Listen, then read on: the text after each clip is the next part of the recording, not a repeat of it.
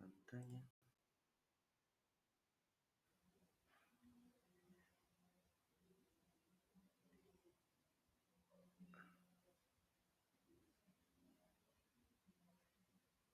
Ok. Muy bien, supongo que puedes ver ya la pantalla, ¿verdad? Muy bien, perfecto. Muy bien. Entonces, primero que nada, te agradezco por estar presente en esta sesión, segunda sesión síncrona de nuestro curso de introducción al pensamiento filosófico. Estamos justamente iniciando el bloque 2 también en esta semana, ya iniciado, que corresponde al tema de filosofía antigua y filosofía medieval. Eh, Ambas corrientes filosóficas o periodos de la historia filosófica más bien, que bueno, tiene mucho que decirnos en torno a la historia misma de, de la filosofía y justamente también a la historia de la humanidad, ¿no? Porque si bien es cierto, en mucho de lo que nosotros hoy tenemos como conceptos que entendemos a lo mejor de manera muy básica, por ejemplo, la democracia, la cuestión de la república, cuestiones muy básicas en torno a nuestro entendimiento, por ejemplo, de entre esta unión entre el alma y el cuerpo, que parece ser una cuestión muy espiritual o muy religiosa. Sin embargo, los primeros que hablaron de esta división de la materia entre materia física y materia espiritual, pues los filósofos griegos, al menos desde Occidente. Entonces, posteriormente, pues el cristianismo y la Edad Media, la Iglesia, la patrística, la escolástica van a retomar ciertos conceptos de la Edad Antigua que van a reformular obviamente desde la religión y pues nos van a pasar justamente esas mismas visiones antropológicas, políticas y religiosas hasta el día de hoy. Entonces, no es ocioso justamente revisar estos conocimientos que vienen desde la antigüedad y que se encaminan hasta nuestros días. Entonces, el primer tema, y quiero irme un poquito rápido porque vamos a tratar de ver los dos aspectos, el tema de filosofía antigua y el tema de filosofía medieval. Esto también con una practicidad muy básica para que podamos resolver las actividades, los dos cuestionarios de este bloque. Entonces me voy a encaminar o me voy a enfocar sobre todo o basándome en las preguntas que los cuestionarios nos presentan y abordaremos justamente esos temas en torno a qué es, por ejemplo, el paso del mito al logos, qué es, por ejemplo, el arjé o la fisis de todas las cosas, qué o cuál fue el planteamiento que algunos filósofos llamados de la naturaleza o filósofos presocráticos nos dijeron que era el origen de todo, el origen del universo, el origen de todo lo conocido. Veremos también, por ejemplo, la cuestión entre las distinciones entre tres grandes filósofos de la antigüedad que son Sócrates, Platón y Aristóteles, cuáles eran su visión del mundo, cómo ellos interpretaban que la realidad estaba conformada, cuáles eran sus principales preocupaciones por resolver, lo cual los llevó a establecer un sistema de pensamiento filosófico racional que les ayudara justamente a explicar el mundo, a explicar la realidad, las diferentes facetas del ser humano, la faceta política, la faceta religiosa, incluso la faceta social, la faceta moral y ética también. Entonces, eso por el lado de la filosofía antigua y veremos cómo posteriormente el cristianismo se va a unir a partir de los llamados padres de la iglesia a atraer a su pensamiento religioso algunos conceptos de la filosofía que les va a ayudar para establecer de manera más firme la creencia religiosa en Cristo. Sobre todo encontraremos a padres de la iglesia como San Agustín, a padres de la iglesia como San Anselmo, que van a tomar conceptos de la filosofía para poder explicar ciertas situaciones o ciertas ideas de la religión en torno, por ejemplo, a la cuestión de la eternidad, en torno a la cuestión del alma, etcétera. Muy bien. Entonces, la primera lámina que quiero compartir es en torno justamente a la filosofía antigua. Y vamos a ver qué es esto prácticamente del paso del mito al logos, ¿no? Entonces, en este primer momento, bueno, vamos a analizar o sea, analizará el problema del paso del mito a la filosofía o el paso del mito al logos y las diferentes propuestas para el planteamiento del principio o esencia de la naturaleza. Primero, bueno, para decir que el mito, de manera muy básica, pues de repente nos suena a una cuestión de fantasía, ¿no? Una cuestión fantástica, a un relato solamente de algo que posiblemente pasó, pero que está cargado justamente con imágenes, con figuras, con símbolos religiosos, más allá justamente de la realidad física que nosotros tenemos, ¿no? Entonces tenemos grandes mitos, por ejemplo, de la tradición griega, que nos ayudan a entender a partir de la creación o de la interpretación de la creación del mundo a partir de los dioses o de ciertos dioses para explicar justamente la realidad. Y entonces el mito parece ser que es algo que se cuenta, ¿no? Algo que se cuenta, se pasa de generación en generación y de entrada parecería que no es algo verdadero, que no es algo totalmente cierto. Sin embargo, a veces los mitos están develando o develan detrás de ellos ciertas realidades del ser humano. En este caso, por ejemplo, los mitos griegos, pues tenían la intención, sobre todo, de darle a entender a las personas que la vida tiene una cierta circularidad trágica. Es decir, que prácticamente el destino siempre está a la vuelta de la esquina para todo hombre o para todo ser humano.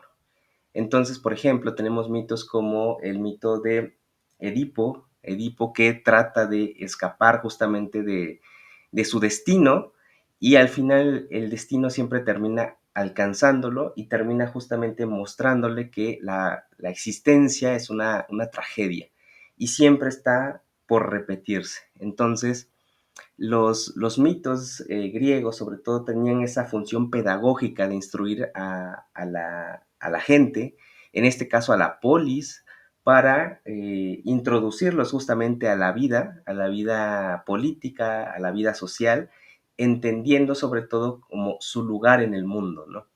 Entonces, los mitos tienen una función muy pedagógica, aunque de entrada pudiera parecer que pues tiene una, una estructura fantástica que, sin embargo, bueno, si se interpreta esa estructura fantástica como simbólica, pues nos tiene mucho que decir, ¿no? Antes del surgimiento como tal de la filosofía, la vida y el universo se explicaba con los mitos, es decir, narraciones fantásticas en donde se hablaba de seres poderosos, ¿no? Figuras antropomórficas que eran capaces de dominar las fuerzas de la naturaleza. Y estos mitos pues son o los encontramos justamente en todas las culturas, en todos los tiempos de la historia, siempre se han interpretado de manera muy sencilla la realidad, de manera muy sencilla la naturaleza, que las sociedades primitivas, pues trataban de darle un cierto significado a esas fuerzas de la naturaleza que, por ejemplo, los sobrepasaban, ¿no? Les parecía impactarles o parecía impactarles en su vida cotidiana. Hoy en día podemos explicar de manera más científica, más real, un fenómeno como un huracán, por ejemplo, o un tornado, una lluvia muy precipitada. Sin embargo, en esos tiempos, pues la fuerza de la naturaleza era algo que asombraba además a estas personas que los llevaba justamente a buscarle cierto significado, cierta voluntad incluso a estos fenómenos, una voluntad que no venía a veces del fenómeno mismo, sino pareciera ser que venía de alguien más, ¿no? En este caso, de un dios. Un segundo, parece ser que alguien admitir a todos. Admitir, ok, perfecto. Muy bien, entonces, eh, continuando con la exposición. Bienvenida, Roxana. Eh, En este caso, bueno, pues el mito justamente servía para explicar esta realidad. Sin embargo, como vimos la clase pasada, la curiosidad misma del ser humano por indagar y conocer hasta las últimas consecuencias y las últimas causas, todo lo que está detrás, delante de él, pues lo lleva a superar justamente las explicaciones míticas, las explicaciones que vienen dadas del mito. Y justamente la razón, la indagación, la investigación, la búsqueda de encontrar realmente de dónde viene todo lo que conocemos, pues los lleva a superar justamente el mito para llegar a el logos, ¿no? Y el logos es una palabra griega que tiene muchos significados. Tiene el significado de pensamiento, razón, orden, discurso, palabra, estudio, etcétera, ¿no? Tiene toda esta connotación justamente de que tiene que ver con lo racional, con el orden.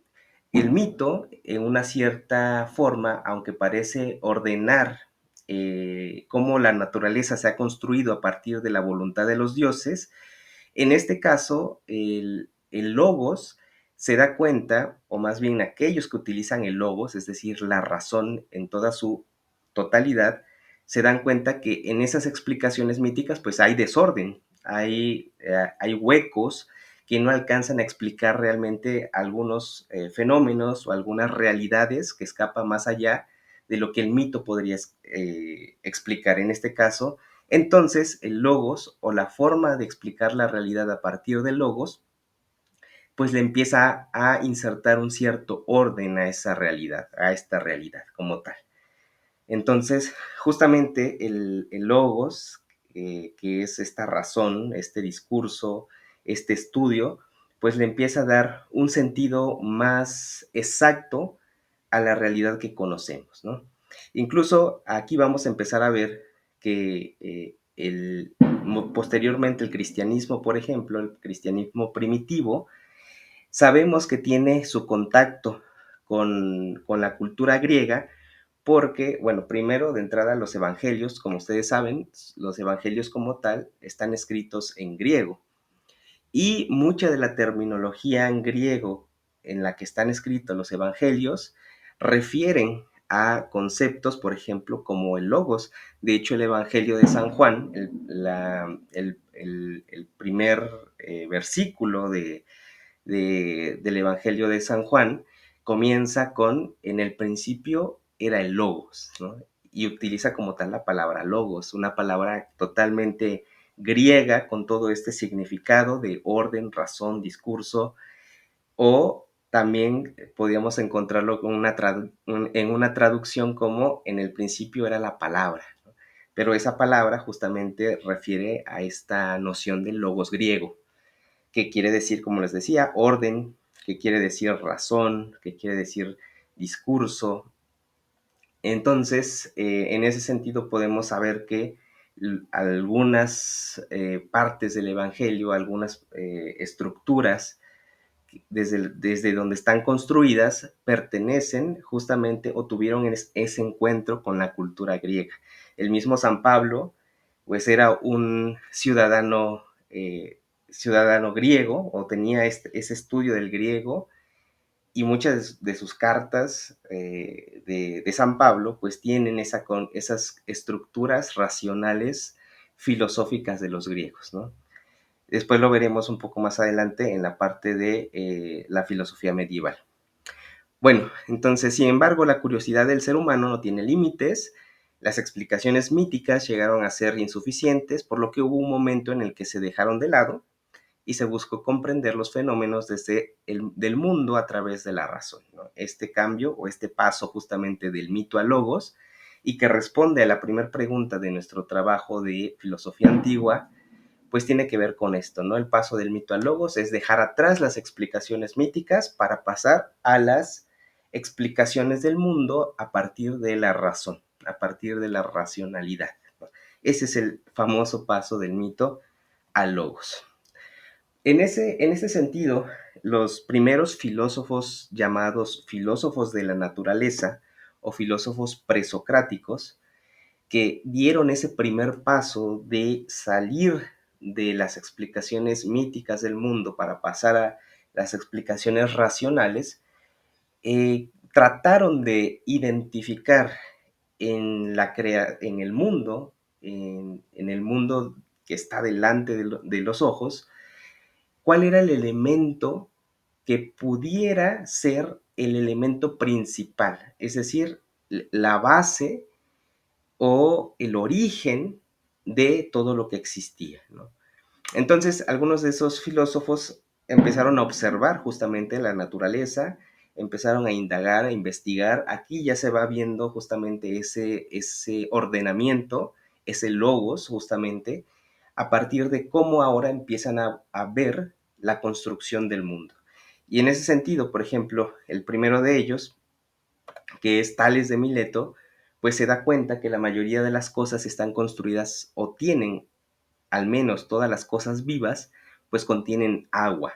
Y en ese sentido, él decía, bueno, me parece que a partir de la observación de lo que veo del mundo, de la naturaleza, nada podría existir si no fuera por este elemento del agua, ¿no? Entonces él llega justamente a una conclusión muy, muy básica, muy principal, que es el mundo o todo lo que existe proviene del agua.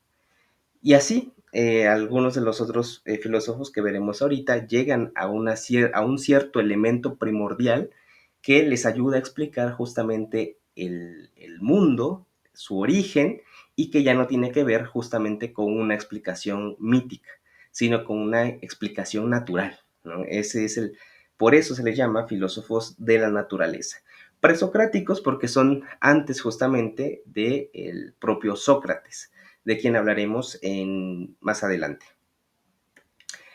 Esto para entender un poquito, la palabra arjé quiere decir justamente principio u origen del mundo. Y los primeros filósofos, a quienes se les llama de la naturaleza o presocráticos, bueno, se vieron en la necesidad de explicar la realidad recurriendo a las explicaciones racionales y convincentes y dejar de lado los mitos, lo que ya les había yo platicado. Tales de Mileto, como les decía, pues encuentra que el principio y fundamento de todo es el agua. Todo esto justo a partir de la observación, algo que cambia en torno a la cuestión de la explicación mitológica. Anaximandro, otro de los filósofos presocráticos o de la naturaleza, encontró algo muy particular, que él empieza o descubre o se da cuenta que el mundo no puede venir de algo ya existente, porque es eso que ya existe, por ejemplo, como el agua, pues le lleva a una pregunta anterior, que es decir, bueno, ¿y de dónde viene entonces el agua? Si el agua es de aquello de lo que viene todo, como dice Tales de Mileto, hay que preguntarnos entonces de dónde viene esa primera agua. Debe venir de algún lado. Y este es uno de los trabajos que toda filosofía o la filosofía siempre va a hacer, ¿no? Siempre va a ir tratando de encontrar una pregunta que vaya más atrás, que vaya más al origen de lo que creemos que es el origen. Y en este caso, él dice que como no puede venir la realidad de nada que ya exista, debe de venir de algo que no es determinado, es decir, que no tenga alguna forma concreta, que no sea un elemento principal, sino que sea algo anterior a todo ese elemento. Pero para él, justamente, pensar en algo anterior a toda materia o a todo elemento, pues es justamente pensar en algo que no tiene forma de elemento, forma de materia o forma de alguna cosa. Por eso él le llama a ese primer principio le llama el apeiron, que significa lo indeterminado. Es decir, él decía, el mundo, la realidad viene de lo indeterminado, porque no puede venir de algo que ya está hecho, porque es algo que ya está hecho, debe de venir de algo anterior. Y entonces para él justamente el apeiron sería una especie de fuente inextinguible, garante o quien garantizaba justamente el proceso incesante que permite la continua generación y la destrucción de los seres, ¿ok? Para Anaximandro, este es el principio primordial, algo que no es un elemento, porque eso nos llevaría a preguntarnos, ese elemento viene de algo más, y para él eso de algo más es indefinible, no podemos definirlo, sin embargo, debe existir porque las cosas existen, y no es un dios, porque no tiene la forma de un dios ni el origen de un dios, simplemente es algo que ya para Anaximandro ha estado ahí desde siempre, ¿ok? Para decir algo de Anaximandro y su explicación de origen del mundo, de la realidad. Posteriormente tenemos a Anaxímenes, que él proponía que el fundamento de todo es el aire infinito. Y nos dice aquí, el aire infinito es y abarca todo el cosmos. Pues el aire empírico, es decir, el aire físico, parece no tener límites, ocupa una vasta región del mundo ya desarrollado y penetra todas las cosas. Los huecos de la Tierra están ocupados por el aire, ¿no? Y esto parece algo como muy sencillo, pero desde su tiempo él ya se daba cuenta de esto. O sea, no existe como tal el vacío, no existe como tal los espacios no llenos. Sí,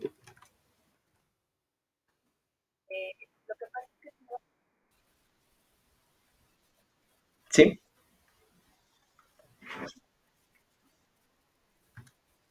Ujú. Ah, perdón, a ver.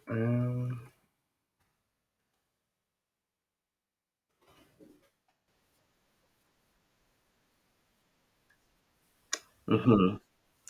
Sí, tienes razón. Sí, una confusión de nombres. Tienes razón, Amelia, perdóname, una confusión de los nombres. Sí, es que se parecen los nombres y de repente uno ya como que los tiene como muy aprendidos, pero bueno, cambiémosle los nombres solamente. Y es Anaximandro, en este caso, justamente Anaximandro, quien propone la cuestión del aire infinito. Anaxímenes, tienes razón, propone la cuestión del apeiron. Bueno, pero la teoría es esa. La teoría es esa, solamente los nombres. Y en este caso, bueno, sí, sí, de nada,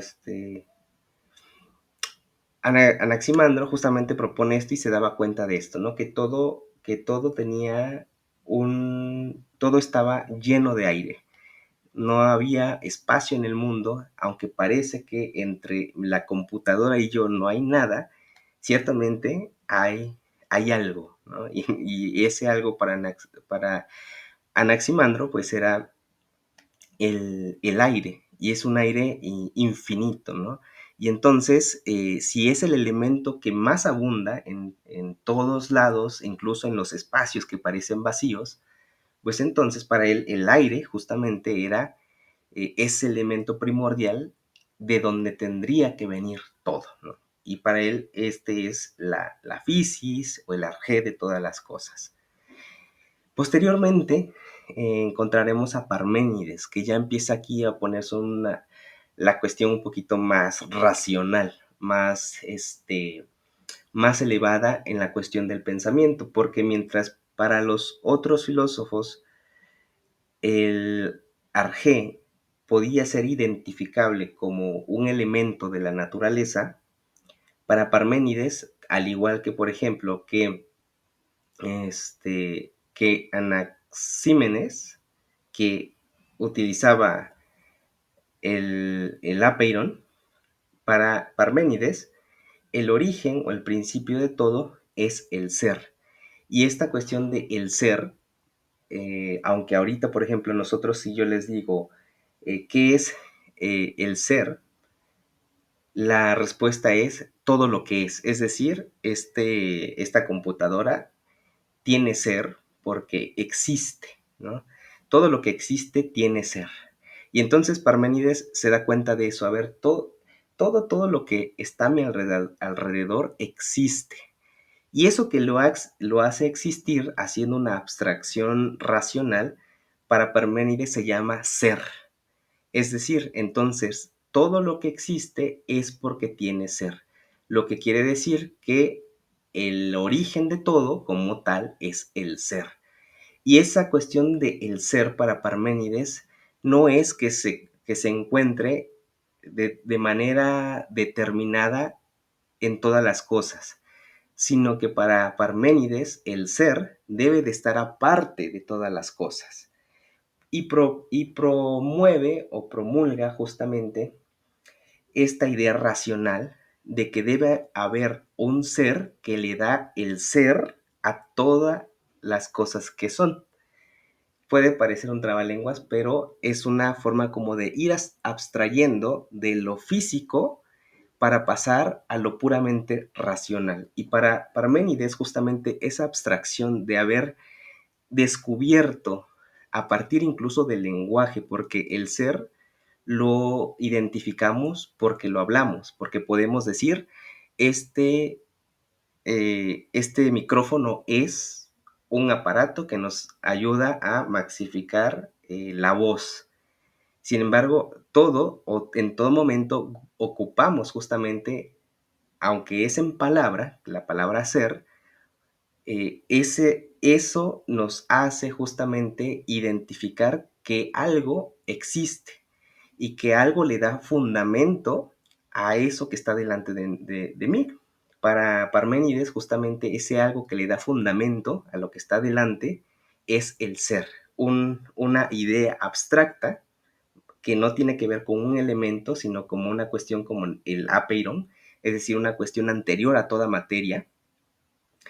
Y para Parménides tenía que tener estas características. Tenía que ser único, tenía que ser eterno, inmóvil, inmutable, es decir, que no tenía cambio ni movimiento, porque cuando algo se mueve, por ejemplo, si yo tengo este mouse aquí, puedo decir, este mouse es aquí, pero si ya lo muevo hacia acá, ya no es el mouse que estaba aquí. Es decir, se introduce una negatividad que para Parménides no puede existir, que es el no ser. Es decir, el ser que él está pensando no puede contener dentro de sí mismo el cambio, porque lo que en algún momento era, dejaría de ser entonces si se moviera.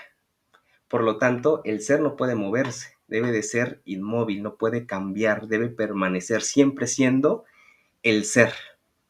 No puede tener principio ni fin, porque justamente todo aquello que tiene principio y fin antes no era, y cuando termina deja de ser.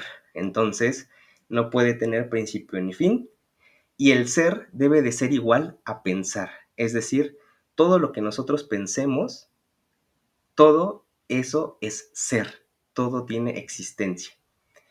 No sé si a ustedes, por ejemplo, en este catálogo que da de las características del ser, pues se parecen, justamente después se parecerán a las características del Dios cristiano de la Edad Media, justamente.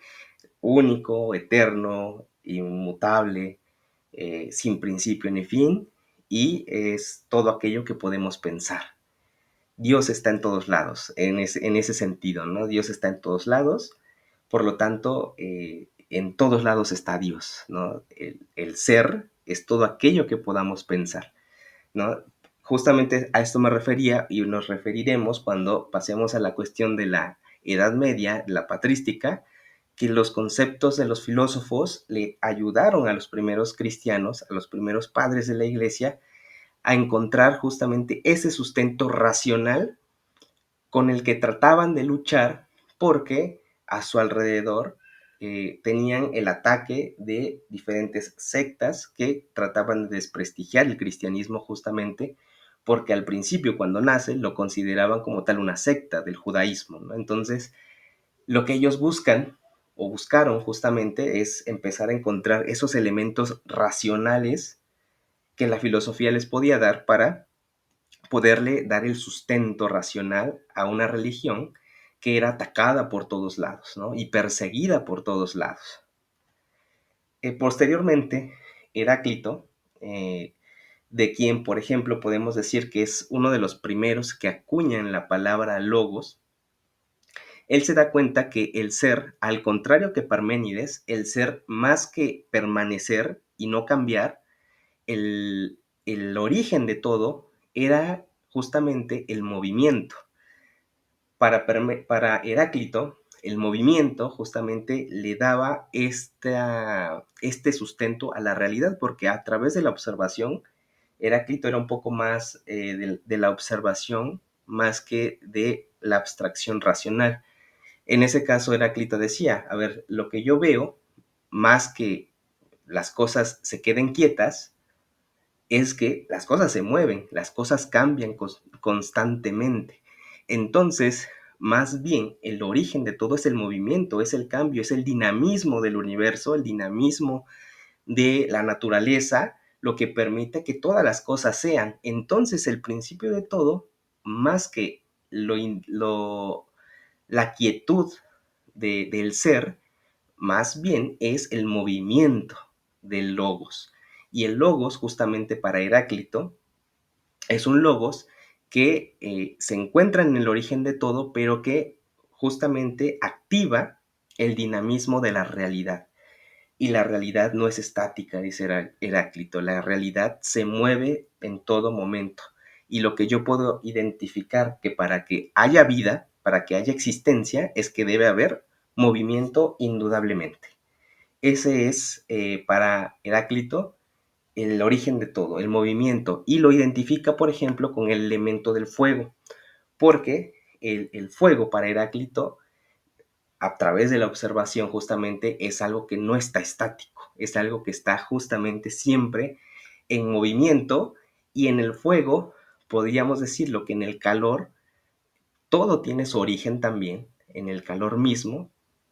Él lo veía, por ejemplo, en la cuestión del sol, que ayudaba justamente a este dinamismo porque el sol, al menos al ser humano, le permitía ver en ese tiempo que solo tenía la luz del sol y el fuego mismo para poder desplazarse en el mundo, pues le daba justamente esa pauta para decir, en el fuego se encuentra el origen del movimiento mismo. Yo no me puedo mover si no hay luz, si no veo hacia dónde voy.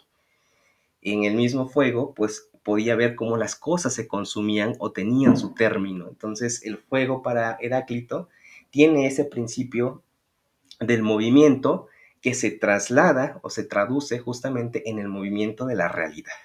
Y ese es el origen para todo para Heráclito. Sí.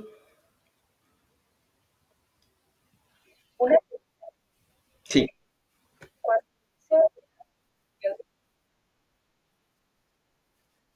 ok,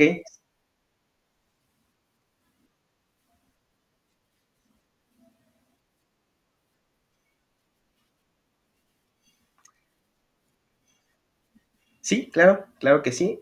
La, sí, tiene que ver con justamente con contrarios, como bien lo decías, dulce, salado, fuego, agua.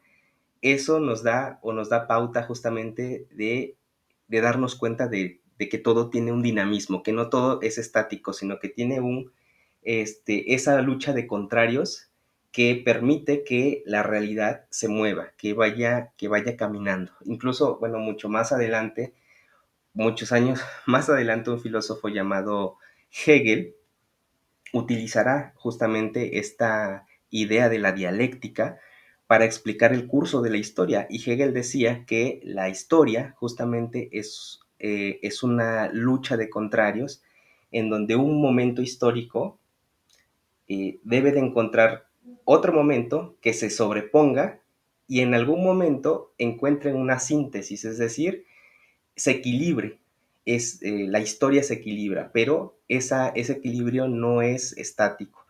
Va a llegar un momento que ese momento histórico se va a deteriorar y entonces deberá venir otro momento histórico que ayude a superar el momento que se está deteriorando, encontrar un equilibrio nuevamente y posteriormente en un movimiento infinito, la historia, la historia va caminando en ese movimiento dialéctico de lucha de contrarios o de tesis y antítesis y síntesis. Es decir, una negatividad que posteriormente va a encontrar algo positivo, se va a estabilizar en la síntesis, pero después ese momento de síntesis se va a negativizar nuevamente y la historia camina o avanza en en ese movimiento dialéctico.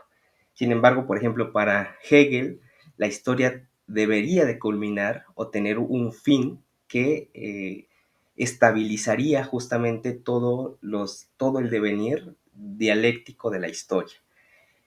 Para Hegel en su momento, que era un filósofo alemán, un poco soberbios los alemanes, para Hegel eso iba a llegar cuando el Estado alemán se unificara en toda su totalidad.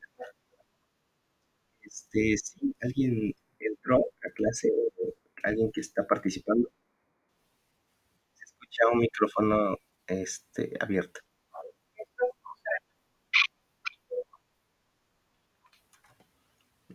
Perdón, perdón. Rox, gracias Rox, ya.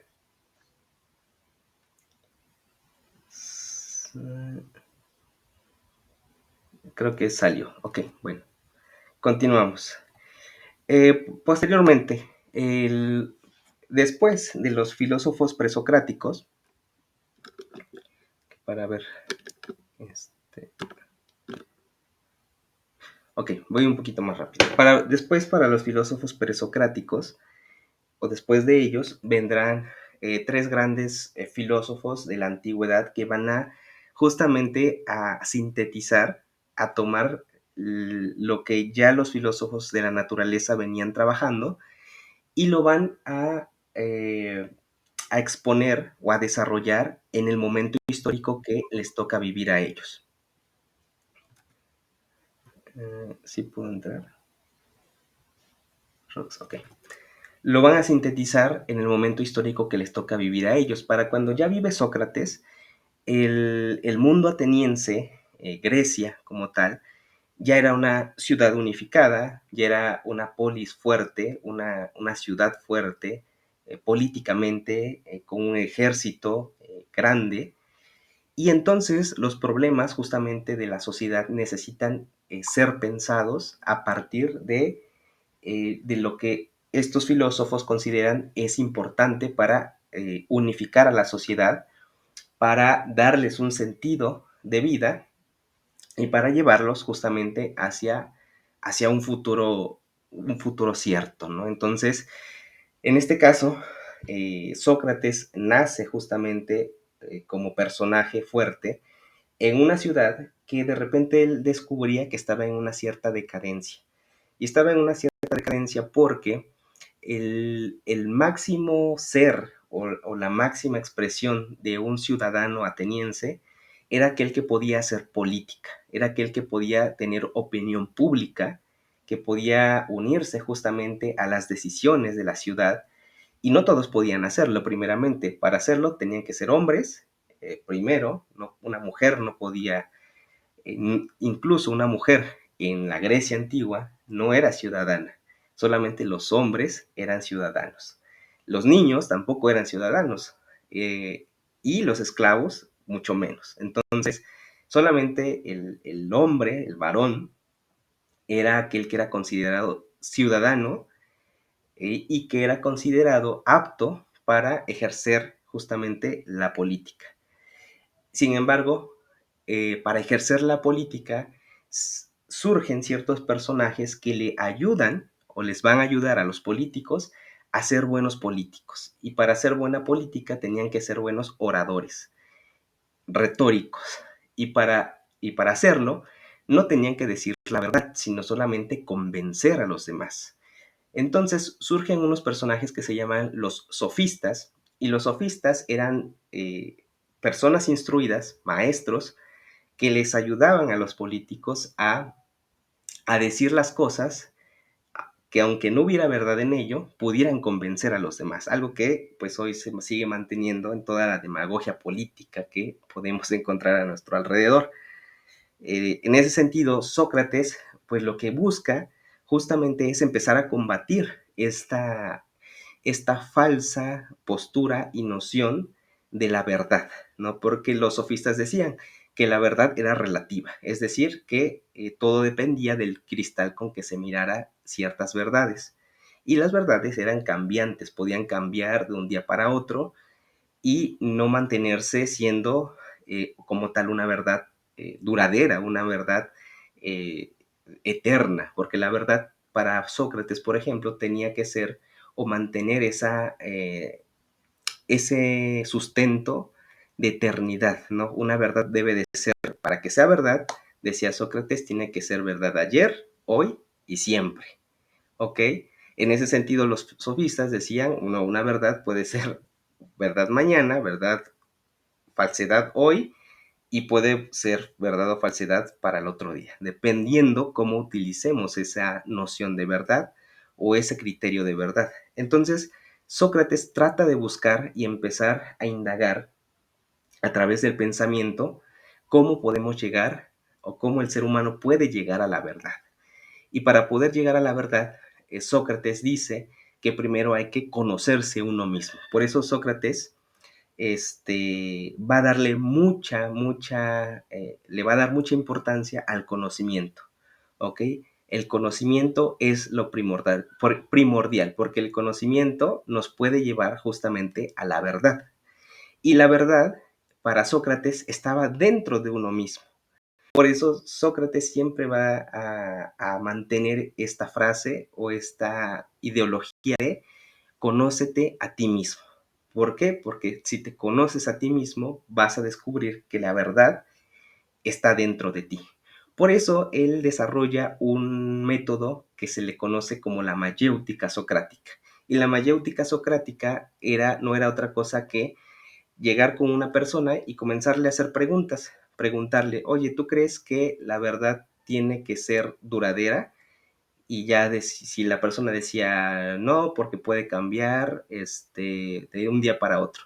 Y luego Sócrates le podía decir, ok, pero si cambia de un día para otro, por ejemplo, si tú un día realizas una cierta acción y esa acción te puede condenar, te condena porque hiciste algo a lo mejor indebido y a los ojos a lo mejor de tuyos era algo correcto, para que podamos llegar o para que tú puedas decir que lo que hiciste era verdadero y correcto, debemos de tener la creencia o la sensación de que la verdad eterna debe existir. Y ya entonces los interrogados pues iban yendo como a un camino a donde Sócrates los iba llevando con las preguntas para terminar aceptando las verdades de Sócrates y concluir que debería existir cuestiones o realidades eternas para que la realidad pudiera funcionar con justicia, para que la realidad pudiera funcionar con verdad y con derecho para todos los ciudadanos atenienses que, bueno, eran hombres solamente en ese caso, ¿no? Entonces, por eso, Sócrates es el conocimiento. Está en contra de los sofistas, por eso mismo, porque no daban a conocer o no enseñaban el conocimiento verdadero. Y, bueno, utilizaba la mayéutica para llevarlos justamente con estas preguntas a lo más profundo de ellos para llegar a estas verdades eternas.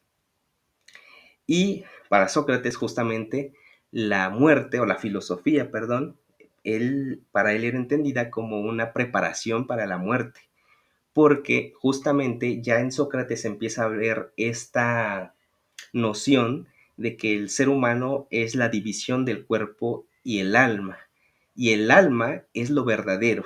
Incluso el cuerpo es considerado para ellos como una cárcel, en donde el alma cae atrapada y para liberarse debe de acercarse a través del conocimiento a la verdad.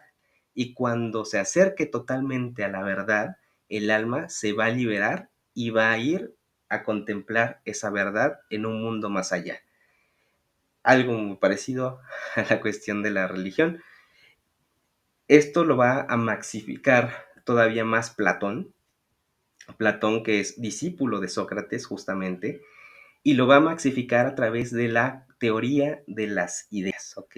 Platón es discípulo de Sócrates, sin embargo, empieza a tomar ciertas distancias de él y empieza a darle auge a ideas un poco, a muchas más ideas de las que Sócrates había tocado, y Platón justamente inaugura o le da el sustento racional y lógico a esta cuestión de la que Sócrates ya venía hablando y crea esta teoría, la teoría de las ideas, en donde dice que todo lo que nosotros vemos delante de nosotros es un reflejo imperfecto de una realidad más perfecta que está en otro mundo. Entonces, lo que el ser humano justamente debe de hacer es aspirar a regresar a ese mundo de la perfección. Y para regresar a ese mundo de la perfección debemos seguir el camino del conocimiento, es decir, buscar las cosas eternas en este mundo para posteriormente subir a ese mundo eterno, a ese mundo real y eterno. Este mundo no es real para Platón. Este mundo es una copia imperfecta del mundo real. Es decir, en este mundo no existe la computadora perfecta. La idea de computadora perfecta, si en ese tiempo hubiera habido computadoras, estaría en ese mundo más allá. No existe la idea del ser humano perfecto. En este caso, en este momento, somos copias imperfectas de la idea de perfección del ser humano que está en otro lado. Y la aspiración justamente es subir, llegar a separar el alma, que es el alma, es la que contiene esas ideas perfectas, porque dice Platón, ¿cómo es que viendo todo este mundo que es imperfecto, por qué tengo en la mente la idea de perfección? Si yo no conozco la perfección, lo que conozco son cosas imperfectas. Y entonces dice Platón, ok, si conozco la idea de perfección, aun cuando nada de lo que veo es perfecto, es porque esa idea de perfección la estoy recordando de algún momento en el que estuve en contacto con la perfección en otro mundo. Y por eso la teoría de la reminiscencia de Platón quiere decir que nosotros en algún momento conocimos las ideas perfectas. Sin embargo, en el momento en el que el alma cae al cuerpo, las olvida. Se olvida de ellas y de repente tiene reminiscencias de ellas. Se acuerda y se acuerda porque en algún momento estuvimos contemplándolas. Y entonces el camino del ser humano es regresar a ese conocimiento perfecto para en algún momento cuando moramos, cuando nos llegue la muerte, regresemos a ese mundo perfecto. Por eso la política para Platón debe de reflejar justamente que, o debe buscar o aspirar que los ciudadanos tengan o lleguen en algún momento a tener ese conocimiento de la realidad. Por eso, para Platón, el gobernante, y que tiene que ver con una de las preguntas, debería ser el filósofo, el rey filósofo, porque el filósofo ya es alguien que conoce sobre estas ideas perfectas. Y si el filósofo es quien gobierna, puede llevar a los demás hacia la luz, hacia las ideas perfectas, ¿no? Justamente el amor para Platón, que es una de las ideas también muy primordiales de él, que incluso pues tenemos esta noción del amor platónico, pues tiene que ver con esta cuestión de la perfección, ¿no? ¿Mande?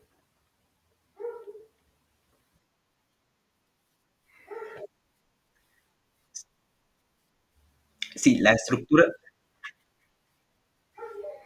estructura de Platón de la política es que como el filósofo es aquel que conoce o tiene idea de la perfección o de las ideas perfectas, porque es alguien que se conoce a sí mismo, es el ideal para gobernar porque puede llevar a los demás, puede llevar a los ciudadanos a encontrar justamente o a encontrarse con esas ideas perfectas. Por eso el filósofo debe de ser el rey o debe de ser el gobernante, porque conociendo las ideas perfectas puede llevar a los demás a esas ideas. En ese caso, justamente responde o se responde la cuestión de la estructura del gobierno de Platón, que primero debería ser el rey filósofo, posteriormente, de una manera muy práctica, el ejército, porque debe de mantener un cierto orden primero entre los ciudadanos y los ataques exteriores, y después los comerciantes y la clase trabajadora, ¿no? Para que un Estado pueda justamente establecerse, darle cierta armonía para que el rey filósofo pueda tener todo el campo abierto para enseñar a su polis, en este caso, a encaminarse hacia la perfección. ¿Sí? ¿Se entendió un poquito esa idea?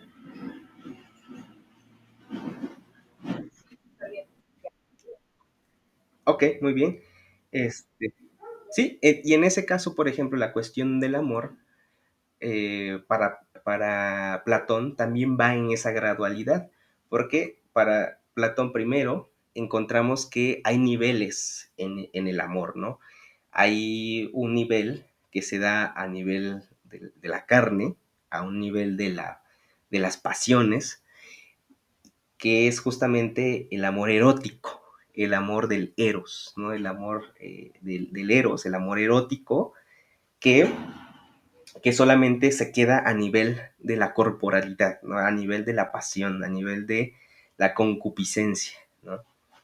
Posteriormente hay un grado de amor más alto en esta gradualidad que da Platón, que es el amor filial, es decir, el amor que ya no necesita enteramente el cuerpo o necesita del cuerpo del otro, ni el otro del cuerpo de uno, sino que solamente con el estar, con una cierta incluso simetría, ¿no? En tanto que el otro me da seguridad, me da amor, me da cercanía, yo le doy lo mismo, pero ya no en una necesidad totalmente carnal, que sería entonces el amor erótico, el amor filial, que es el amor que podemos tener por nuestros padres, por nuestros hermanos, por un amigo. Y después existía un amor más perfecto, que es el amor que se da con una palabra que se llama agape, o el amor ágape, que es el amor prácticamente espiritual. Es el amor que trasciende más allá de los cuerpos, más allá de la vida. Es decir, es el amor de las almas, el amor que se da en las almas, el amor que trasciende la corporalidad, trasciende el mundo, y para Platón justamente es el amor que se da en el mundo perfecto. Esa es la aspiración del amor en Platón, ¿no? Y si ustedes se dan cuenta, toda su estructura filosófica tiene esa gradualidad en la política, en el amor, en el conocimiento, etcétera, porque el conocimiento hay que ir subiendo hasta llegar a las ideas perfectas. En la política hay que ir también en esta gradualidad hasta que el filósofo les enseñe las ideas perfectas, y en el amor justamente hay que introducirnos en el amor pasando por estos grados hasta llegar a las ideas perfectas o al amor perfecto, que sería la cuestión del amor platónico, el amor, justamente el amor perfecto. El amor platónico no es como hoy en día se podría entender como aquel que no me es correspondido, y que al que no puedo alcanzar, ¿no? Sino el amor platónico era alcanzable justamente para Platón, y era el amor que se daba justamente entre las almas que habían alcanzado la perfección, y esa era la meta a aspirar en la vida.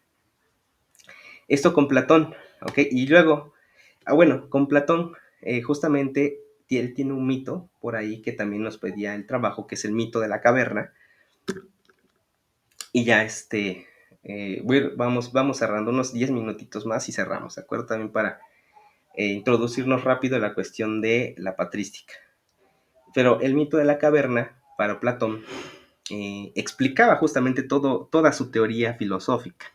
Él decía que justamente el mundo debía entenderse o se entendía a partir de este mito, en el cual había unos esclavos que estaban dentro de una caverna. Y esos esclavos estaban atados de pies y de la cabeza y eran obligados a ver delante de ellos en una pared la proyección que otras personas hacían a través de unas figuras que ponían delante de un fuego que proyectaba esas sombras. Y entonces estos esclavos, decía Platón, creen que la realidad es lo que ven aquí, delante de ellos. Estos esclavos no pueden ver otra realidad que no sea la que les es proyectada por alguien más detrás de ellos. Pero en algún momento, uno de los esclavos es capaz de liberarse o se libera y llega a la luz, llega afuera de la caverna. Dice al principio queda deslumbrado por la luz del sol, pero poco a poco se va acostumbrando y empieza a ver la realidad tal cual es. Este mito de la caverna que está en el libro de la República de Platón pues tiene sin fin de interpretaciones. La más básica es esta, que nos ayuda a entender justamente que nos dice, nosotros conocemos un mundo que es imperfecto, estamos atados a nuestro cuerpo que solamente nos permite ver esta realidad, pero el conocimiento nos puede ayudar a empezar a romper esas cadenas y llevarnos justamente a la realidad tal cual es, que sería el mundo perfecto, el mundo de las ideas platónicas. Sin embargo, bueno, este mito también tiene su interpretación psicológica, existencial humana, ¿no? Hay que de repente empezarnos a preguntar cuál es la realidad que creemos y que en el fondo no es la realidad. Muchas veces la mayoría de nuestras ataduras en la vida están atravesadas porque creemos que ciertas realidades son la verdad. Sin embargo, si volteamos o vamos más hacia atrás o empezamos a romper ciertas cadenas, empezamos a salir a realidades o a la realidad un poquito más verdadera, ¿no? Más real en este caso, ¿no? Entonces, ese es el mito de la caverna de Platón, lo que nos quiere dar a entender y hacia dónde se encamina. ¿Alguna duda hasta aquí?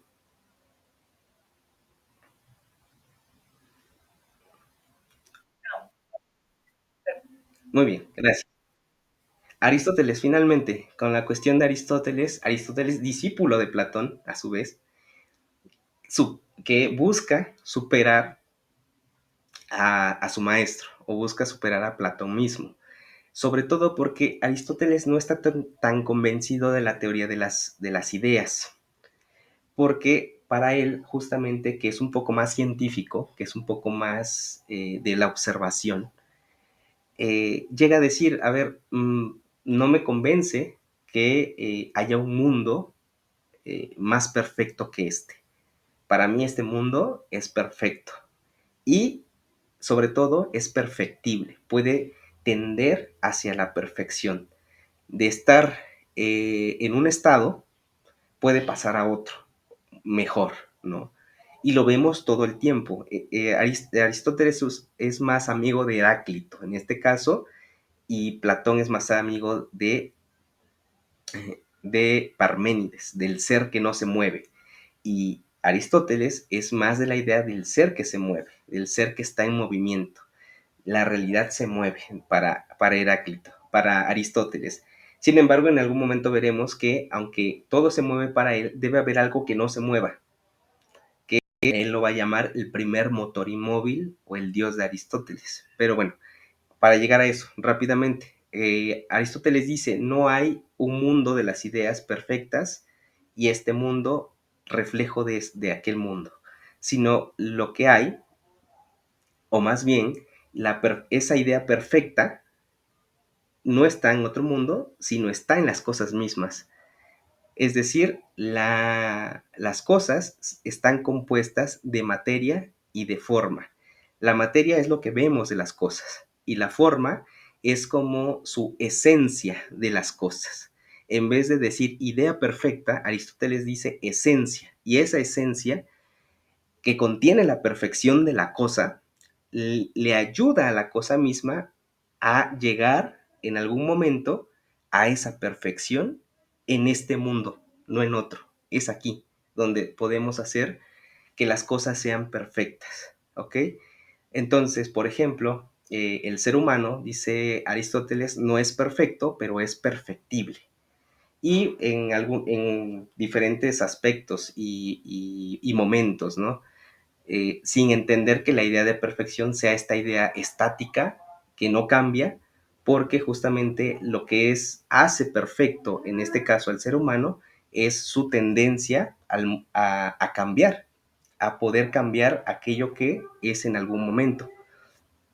Y por eso Aristóteles introduce la idea de el acto y la potencia, que es una de las tablitas que debemos contestar en el trabajo, que nos pide ejemplos desde Aristóteles que nos hablen del acto y la potencia. Por eso, para Aristóteles, por ejemplo, dice, una semilla de un árbol está en acto, pero tiene la potencia de llegar a ser un árbol en algún momento. Y esa semilla tiende hacia la perfección en la medida que se acerca a lo que naturalmente o para lo que naturalmente está dispuesta. ¿Ok? Entonces, el árbol o más bien, perdón, la semilla, su naturaleza a la que debe de tender para alcanzar su perfección es ser árbol.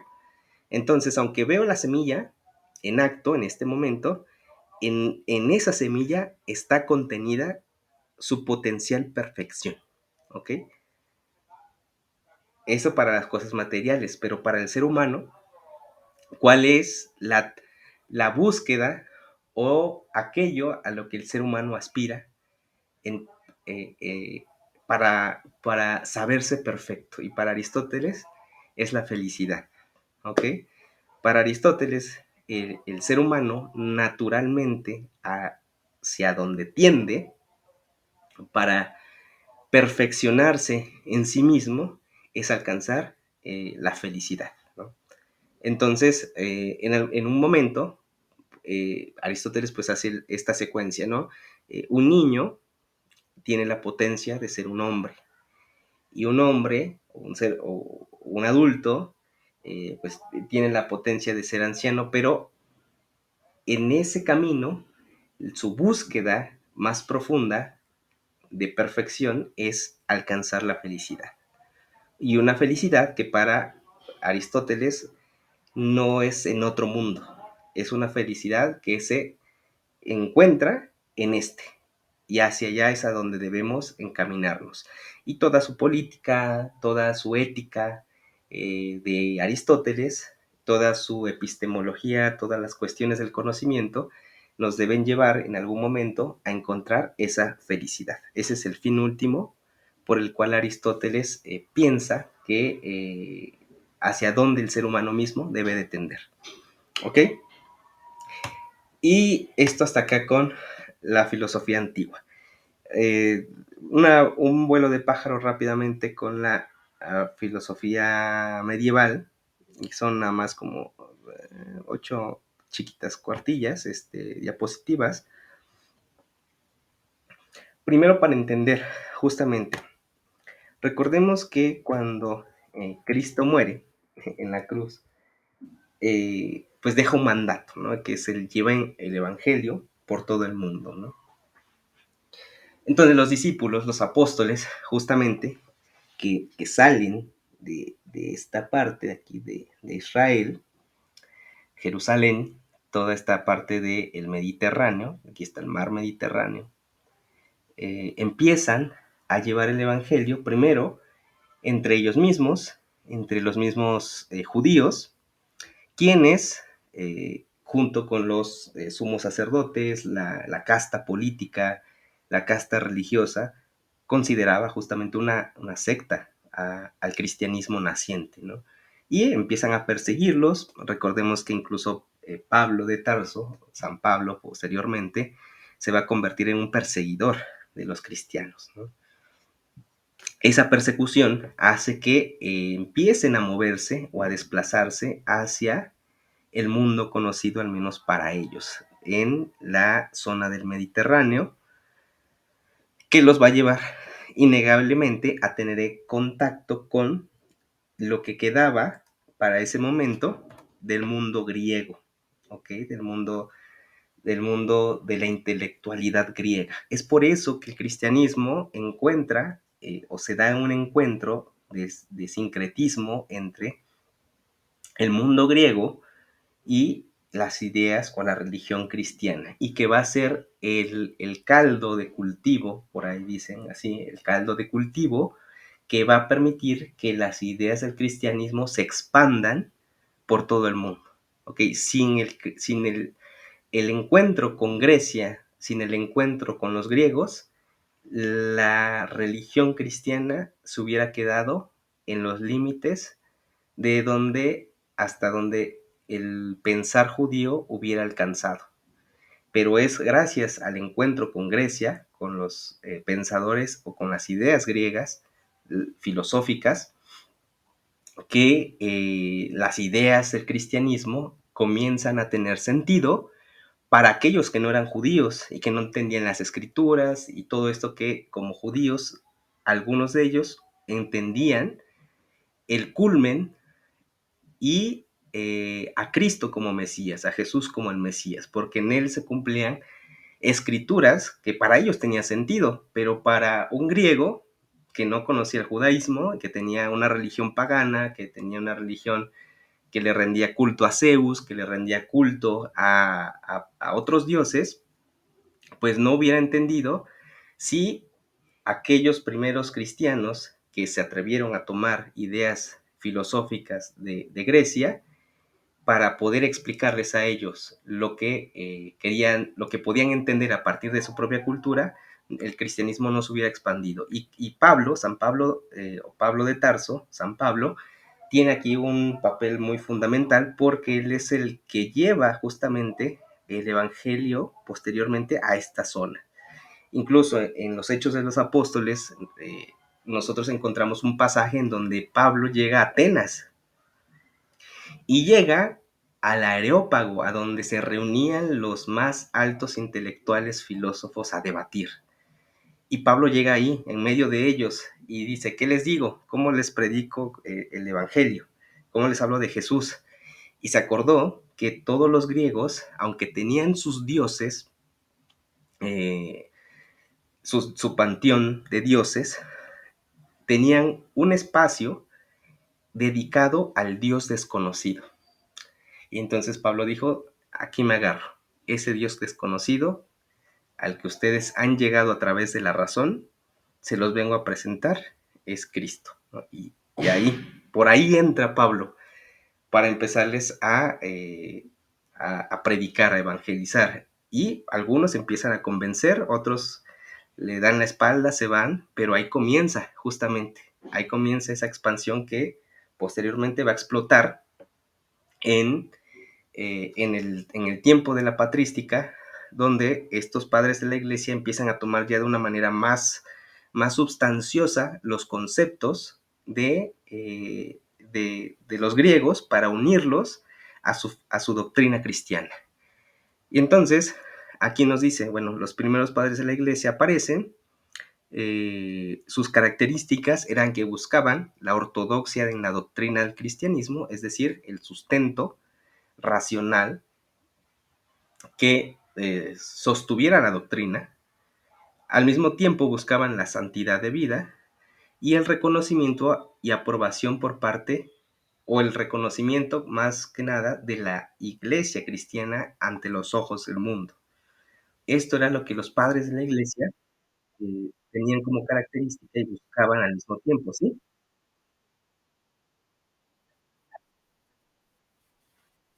Sí, así es, de los padres de la iglesia. La patrística son los padres de la iglesia. Y estas son lo que ellos buscaban, como, o tenían como característica primordial. Después, la siguiente pregunta nos dice, los padres de la iglesia se preocuparon por difundir la palabra revelada en las Sagradas Escrituras, cuyas ideas más sobresalientes eran que existía un único Dios, que era uno, justo, misericordioso, proveniente, que trascendía al orden cosmológico, es decir, que estaba más allá de la realidad, que creó el mundo de la nada, porque, por ejemplo, para los griegos, el mundo o el universo era eterno, siempre había existido y siempre existe, ha existido, no tiene un principio ni un fin. Sin embargo, los cristianos creían, y bueno, creen o se cree que Dios creó justamente el mundo de la nada. Lo que es eterno es Dios, pero en algún momento Dios dijo, hágase la luz, ¿no? Y ahí comenzó el mundo, de la nada, solamente de la palabra, ¿no? Del logos posteriormente.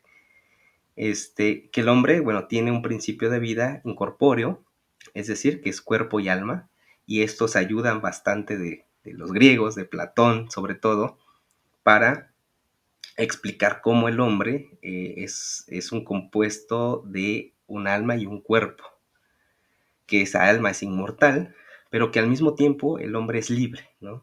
Que Dios crea justamente, o Dios creó a imagen y semejanza al ser humano, y esa imagen y semejanza no tiene que ver con la forma física, sino que esa imagen y semejanza con la que Dios crea al hombre tiene que ver con la libertad. Dios es libre y crea al hombre justamente con esa misma libertad que él mantiene o que él posee.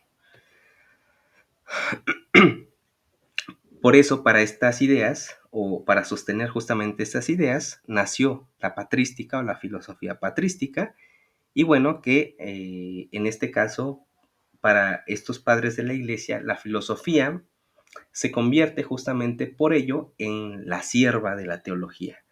Filosofía, recordemos, es aquello que se busca todo a través o explica todo a través de la razón, y teología es todo aquello que explica todo a través de la idea de Dios, ¿ok? Teo, la palabra teología está compuesta por theo, que quiere decir Dios, y logos, o logía, que viene de logos, que quiere decir estudio. Entonces la teología es el estudio de Dios como tal, ¿no? Entonces la teología utiliza la filosofía, es decir, la hace su sierva, por así decirlo, para poder entender y comprender las ideas de Dios. Por ahí dice una pregunta, ¿cuál es o por qué se dice que la filosofía era la sierva de la teología? Pues porque ayudaba justamente a explicar de manera racional todo lo relacionado con Dios. El mayor representante de la primera etapa del cristianismo patrístico es San Agustín, sin duda, ¿ok?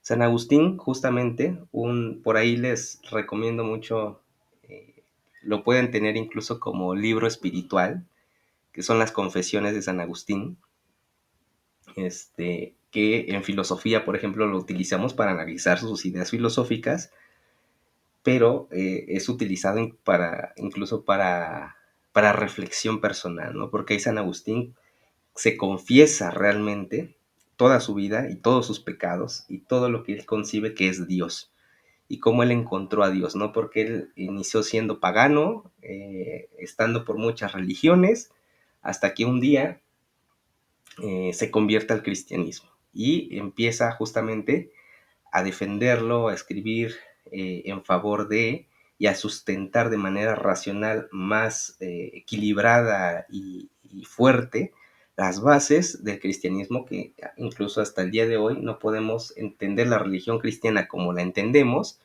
sin lo que San Agustín explicó en su momento. Entonces, bueno, para San Agustín hay dos problemas fundamentales que hay que entender y darle prioridad, que son Dios y el alma. Y él dice que para llegar al conocimiento de ambos es preciso sumergirse en el conocimiento interior del hombre, Sócrates, conócete a ti mismo, porque dentro de ti está la verdad. Para San Agustín, justamente Dios, que se identifica con el alma, es la verdad. Y para llegar a él hay que ir dentro, conocerse a uno mismo. Por eso, por ahí tiene una frase muy bonita San Agustín que dice: tarde te amé, hermosura tan hermosa y eterna, tarde te amé, te buscaba afuera, pero tú estabas dentro, ¿no? Yo te buscaba afuera en los lugares y no tenía idea de que más bien estabas dentro de mí, ¿no? Es como algo muy bonito de San Agustín. Por eso, de esta forma, el conocimiento de Dios conduce a la primera verdad, que es el alma. La verdad está en el hombre y está encima de él, y éste no puede encontrarla a menos que trascienda a sí mismo. Es decir, el ser humano tiene que trascenderse para justamente darse cuenta de esa alma que contiene a Dios y que en algún momento debe aspirar justamente a el encuentro con ese Dios. Por eso, para San Agustín, y responde a la pregunta que nos viene en el documento, porque es importante para San Agustín primero creer que comprender, porque de nada sirve que comprenda todas estas cosas si no creo. Es decir, si creo, entonces voy a comprender de manera entera y perfecta todo esto que es Dios, ¿no? Todo esto que es el alma. Por eso para San Agustín primero es importante creer y después comprender. Si primero comprendes, la comprensión sola no te va a llevar a la fe. Si tienes fe, vas a llegar a comprender todas las cosas, ¿ok? ¿Se entiende? ¿Se entiende más o menos por dónde va San Agustín? Ok, muy bien. Y por último, Santo Tomás de Aquino. Santo Tomás de Aquino llega prácticamente, estamos hablando que San Agustín es el año 350 más o menos, cuando justamente el Imperio Romano está cayendo, está en gran decadencia, y Santo Tomás es el año 1300 aproximadamente, 1200, 1300, es decir, hay por ahí casi unos 900, sí, 900 años de 8 9 siglos de diferencia entre Santo Tomás y San Agustín. Y desde San Agustín hasta que llegó Santo Tomás, el cristianismo y la teología cristiana había sido entendida a partir de las ideas de San Agustín. Casi 800 años siempre se utilizó a San Agustín para entender el cristianismo, y San Agustín a su vez siempre utilizó la metodología platónica para explicar el cristianismo. Cuando llega Santo Tomás, le da un giro totalmente, porque en su momento Aristóteles estaba prohibido por la iglesia. Sin embargo, Tomás se las arregla para estudiar a Aristóteles e introducir las ideas aristotélicas dentro del cristianismo. Ideas que justamente pues se contraponen al propio Platón y se van a contraponer al propio San Agustín. Y esto sobre todo se puede ver cuando, por ejemplo, mientras para San Agustín la filosofía era una sierva de la teología, para Santo Tomás la filosofía y la teología no era ninguna sierva de la otra. Ambas buscaban un conocimiento verdadero, pero de dos cosas distintas. La teología buscaba la verdad sobre Dios y la filosofía la verdad sobre el mundo, ¿ok? Sobre la naturaleza. Entonces, Santo Tomás hace una separación entre la filosofía y la teología. Una se dedica a algo, la otra a otra cosa. No se contradicen, sino que se complementan. Ninguna es sierva de la otra, ¿ok? Sino que se complementan como tal. Y esto responde justamente a la pregunta de cómo consideraba Santo Tomás estas mismas ideas. No tengo el documento, pero por ahí va esta respuesta, en que la filosofía y la teología se complementaban más que ser sierva una de la otra, ¿ok? Y el exactamente, esa, ¿cuál es la relación entre la fe y la razón? Que ninguna se opone a la otra. Ambas buscan cosas verdaderas, pero de dos sectores distintos. Entonces, tanto la filosofía tiene una validez grande como la teología, y en algún momento se llegan a complementar, porque justamente para Santo Tomás, el fin último del hombre, al igual que Aristóteles, ¿cuál creen que es? La felicidad, exactamente. Ese es el fin último para Aristóteles. La felicidad para Santo Tomás también, la felicidad, pero la felicidad solamente encontrada junto a Dios, al sumo bien, ¿ok? El sumo bien que es Dios mismo, ¿ok? Entonces, ese es el fin último para Santo Tomás del hombre, la búsqueda de Dios, porque en Dios está la felicidad y Dios es el sumo bien al que hay que aspirar, ¿ok? Por eso nuestras acciones deben de ser buenas, nuestra moral debe ser buena, porque en la medida que somos más buenos, nos conectamos con Dios, ¿no? Aspiramos a llegar a ese Dios, ¿no? Y es una felicidad que no solamente se encuentra con Dios en el más allá, sino es una felicidad que ya podemos vivir desde aquí, como Aristóteles mismo había planteado, que la felicidad estaba también en este mundo. Tomás de Aquino también, para él la felicidad, aunque está con Dios, pero ya la podemos empezar a disfrutar en este mundo, ¿ok? Bueno, eso es lo que decía, Santo Tomás busca la reconciliación entre fe y razón. La verdad que la razón capta puede o no coincidir con la verdad que nos revela la fe, que eso es algo primordial para entender, por ejemplo, hoy en día, cuando, cuando nos piden o cuando alguien llega a pedir, por ejemplo, dame pruebas de Dios, dame pruebas físicas de Dios. A ver, no se puede, ¿ok? Porque Dios es de otro orden que no tiene que ver con lo físico, ¿no? Es de otro orden que no tiene que ver con la comprobación física con la que puedes comprobar un dato de la realidad, ¿no?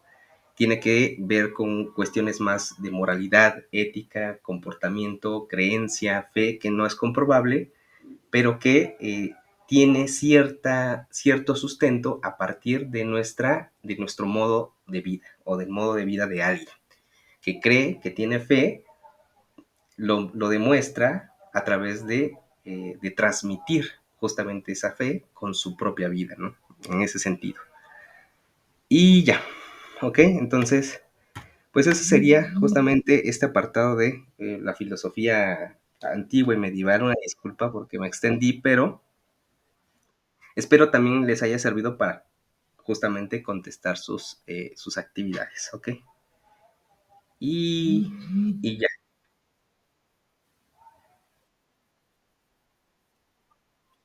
Sí, las subo a la plataforma y las mando por WhatsApp, ¿ok?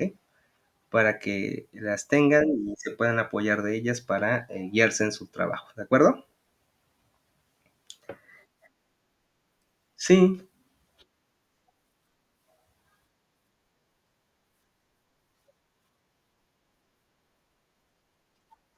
ajá. En el primer trabajo exacto.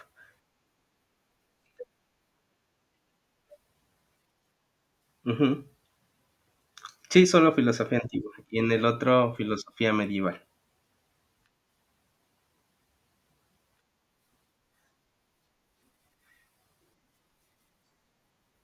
No, Emilia, a ti, gracias por estar el pendiente conectada y no dejarme morir solo.